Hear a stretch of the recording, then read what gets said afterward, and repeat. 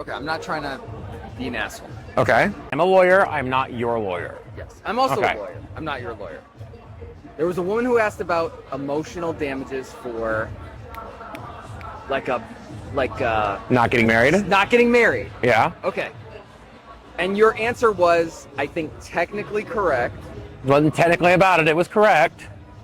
Breach of promise to marry, my understanding, It's not enforceable in the state of Georgia. it's not as of when? My understanding is there was a 2008 or 2001. When did it change?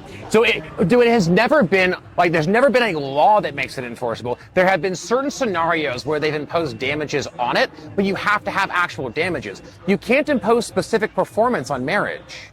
No court will ever enforce specific performance on marriage. Was it 2001 or 2008 case? Were they forced two parties unconsensually to get married? No. Obviously not the damages to get married, but they awarded damages, not for emotional distress, which is what the one was asking about. She was asking about That wasn't what she was asking about. She's like, can I sue my boyfriend to marry me, comma, can I get emotional damage, can I She sue wanted for emotional emotional distress? damages. Yes. So what you can sue for, right, is your detriment, right? Sure.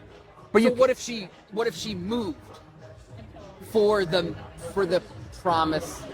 There was a promise to marry. There is another So breach of promise to marry. here's the first question. How many videos did you watch? I watched that one. I also see. I have Because there were two issue of with them. Another one.